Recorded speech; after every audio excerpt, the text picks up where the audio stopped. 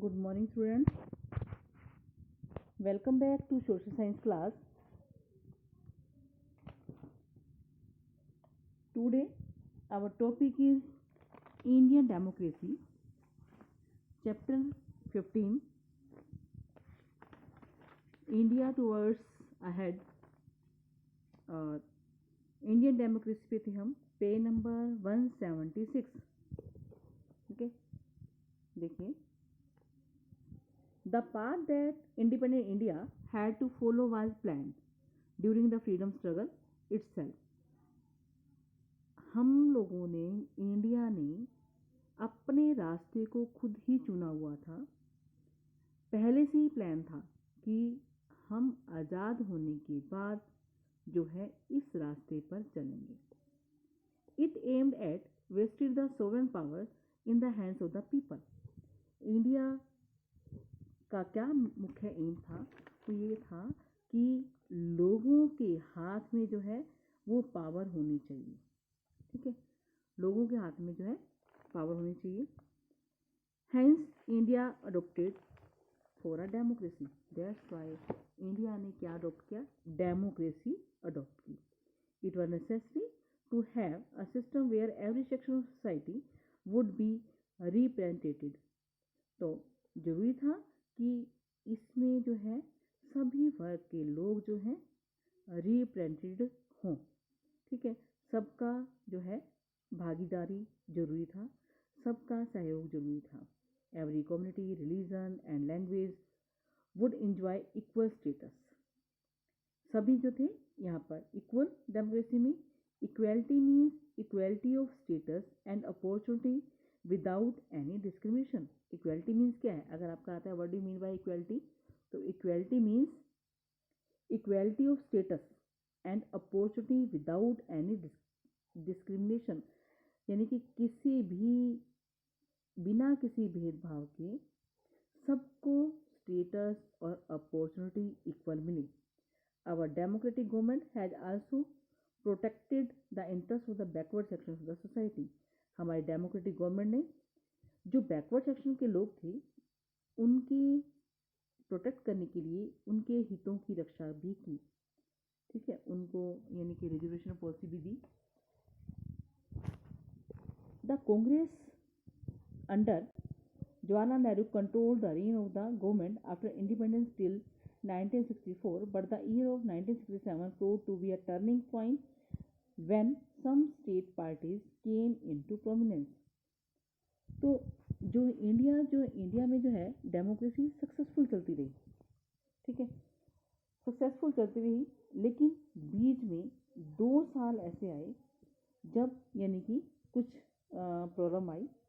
जो है एमरजेंसी लगी 1975 में, जब जो है मिसेस इंदिरा गांधी उस समय थी प्राइम मिनिस्टर थे।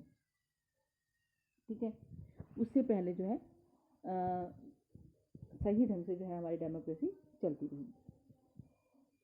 बीच में जो है रियल में डेमोक्रेसी तब आई जब बहुत सारी पार्टी जो है आगे आई। कि डेमोक्रेसी का मतलब क्या है? कि जब बहुत सारी जो है पॉलिटिकल पार्टीज हों, उनमें से हम चूज करें कि जो हमें लगे कि हमारे लिए बेस्ट है। ठीक है, some political party succeeded in controlling the power for short spells. लेकिन कई सालों तक तो क्या था, दूसरी पार्टीज आई लेकिन थोड़े टाइम के लिए। Short spells means short period के लिए। But they could not sustain their government, लेकिन वो अपनी गवर्नमेंट नहीं बना पाई। इन रिसेंट टाइम्स, आजकल in recent times we have witness coalition governments and politics of fronts और एलियंस।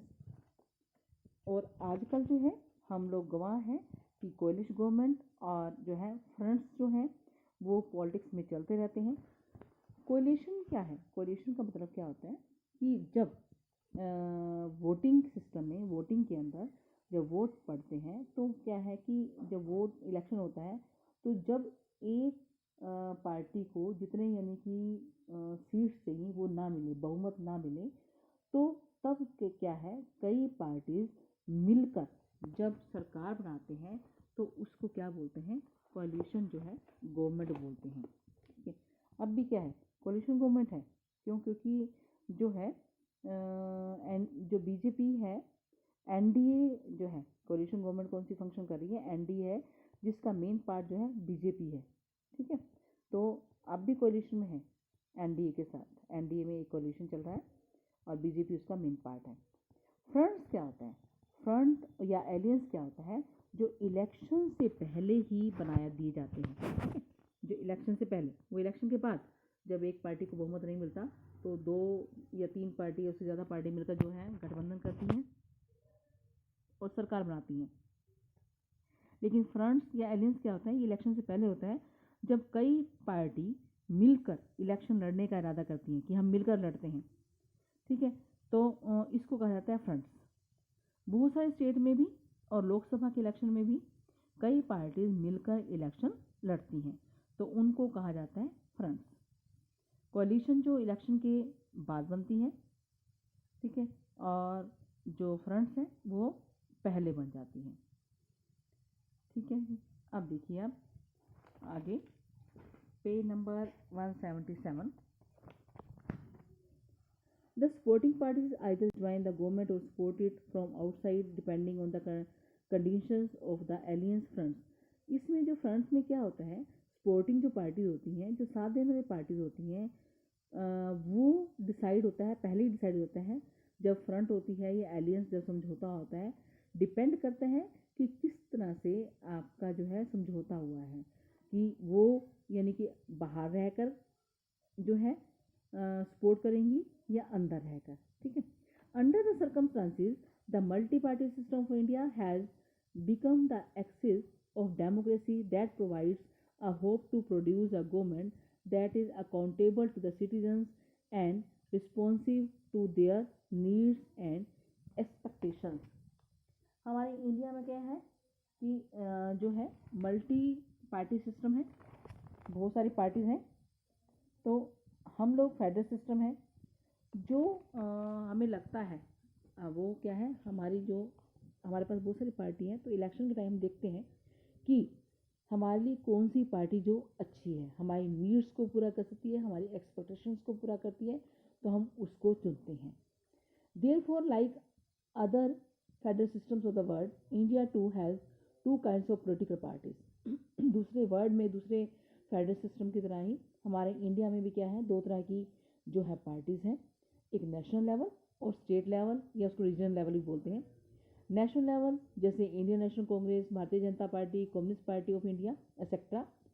सम एग्जांपल्स जो हैं ये नेशनल पॉलिटिकल पार्टीज़ के हैं।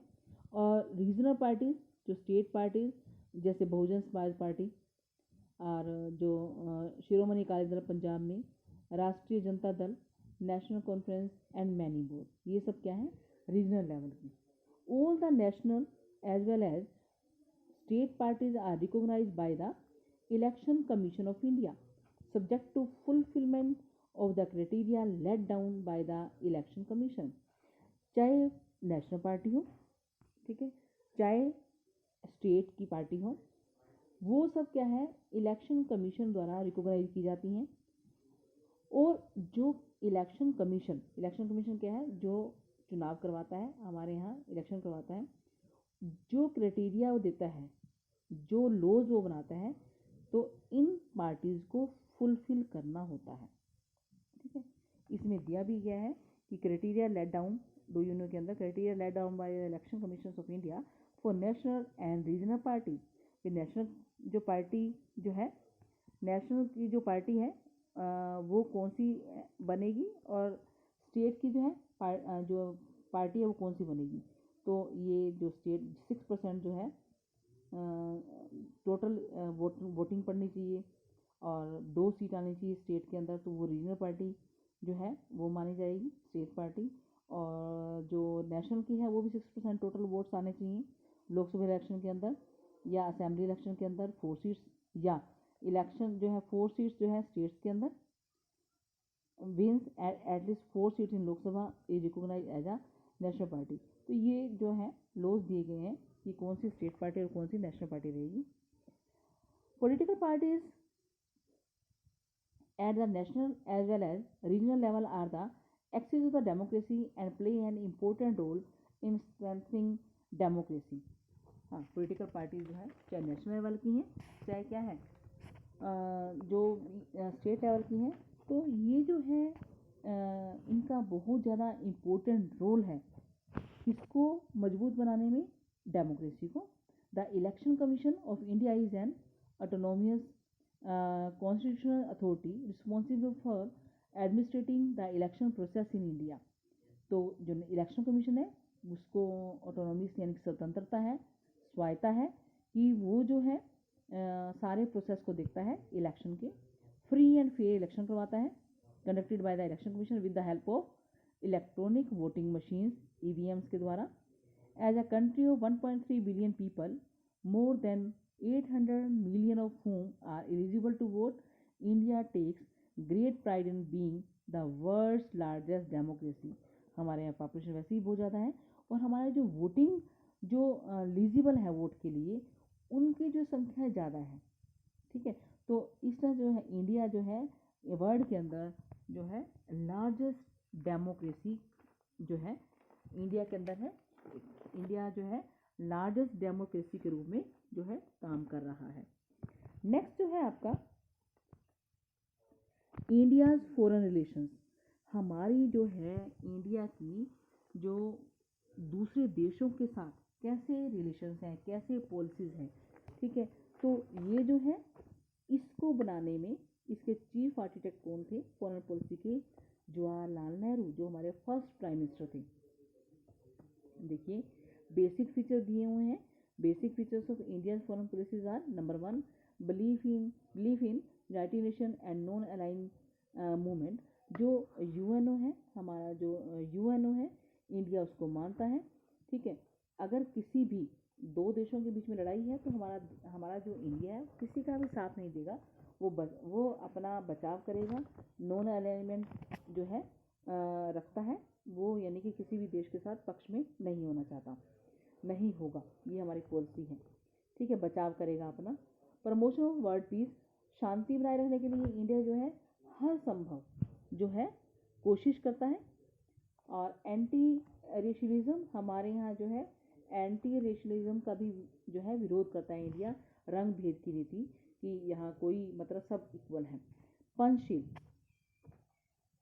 पंचशील समझौता जो है इसमें भी कई जो है पॉलिसी के अंदर प्रिंसिपल्स हैं 5 पंचशील यानी कि 5 सिद्धांत। तो कई देशों के साथ इंडिया ने पंचशील किया भी है। चाइना के साथ किया था, जो चाइना ने तोड़ दिया था। इसके अंदर यानी कि कई पॉइंट्स हैं, एग्रीमेंट होता है पंचशील जो है। आगे देखिए anti colonialism and anti imperialism, जो हम किसी को गुलाम बनाना या बनना, ठीक है, हम यानी कि इसके खिलाफ है। इंडिया बिल्कुल जो है खिलाफ है। नॉन अलाइनमेंट, किसी भी मामले में किसी भी देश के जो है साथ नहीं देगा, ये हम पहले भी पढ़ चुके हैं। फ्रेंडली कोरिलेशन विद नेबर्स, हमारा जो देश है इंडिया है वो क्या है, वो यानी कि सबके साथ जो रिलेशन है फ्रेंडली बनाने की कोशिश करेगा, ठीक है, सबके साथ है।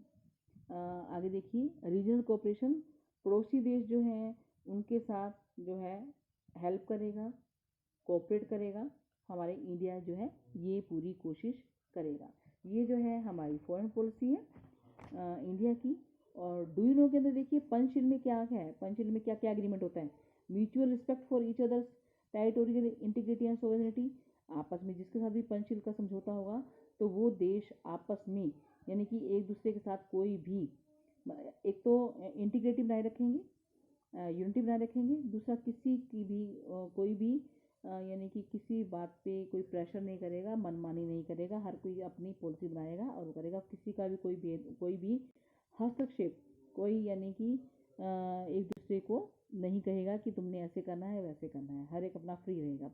म्यूचुअल नॉन एग्रेशन, ठीक है। तो हर कोई जो है नॉन एग्रेशन, म्यूचुअल यानी कि इनकी फ्रेंडशिप रहेगी। म्यूचुअल कोई नॉन इंटरफेरेंस, कोई इंटरफेयर नहीं करेगा एक दूसरे के अंदर, इंटरनल मैटर्स के अंदर, स्टेट में क्या हो रहा है वहाँ पे क्या हो रहा है, ठीक है। इक्वालिटी एंड म्यूचुअल बेनिफिट्स, सबको इक्वल बेनिफिट्स और म्यूचुअल जो है बेनिफिट्स और इक्वालिटी रहेगी। पीसफुल को एग्जिस्टेंस, आपस में जो है एग्जिस्ट करेंगे पीसफुली। ठीक है, तो ये जो था पंचशील में एग्रीमेंट थे। आपने अब तक क्या पढ़ा? आपने जो हमारी इंडियन डेमोक्रेसी पढ़ी कि कब कब जो है मतलब हमारी जो डेमोक्रेसी का क्या एम था, जो सोवरेन पावर थी इंडिया जो है लोगों के हाथ में देना चाहता था, ये डेमोक्रेसी अपनाई और हमारे देश में सब इक्वल है। उसके बाद कांग्रेस ने कब कब हमारे यहाँ पर देश पे जो है रूल किया, इमरजेंसी कब लगी और कौन कौन सी पार्टीज कब आई, कोalition गवर्नमेंट क्या होती है, फ्रंट्स क्या होते हैं। ठीक है, तो नेशनल पार्टी और स्टेट पार्टीज कौन सी होती हैं। उसके बाद जो है फॉरेन पॉलिसी हमारी इंडिया की क्या है। ठीक है, तो बेटा इसको आपने रीड करना है। नेक्स्ट वीडियो में जो है आपका नेक्स्ट चैप्टर कंप्लीट हो जाएगा, Indian society, challenges to Indian democracy, हमारे देश के सामने क्या क्या चैलेंजेस आई आफ्टर इंडिपेंडेंस और हमारा विज़न क्या है 2020 तक, हमारे देश का विज़न कि हमने क्या क्या यानी कि अचीव करना है। ओके बेटा, इसको रीड करना है। Thanks, have a nice day बेटा।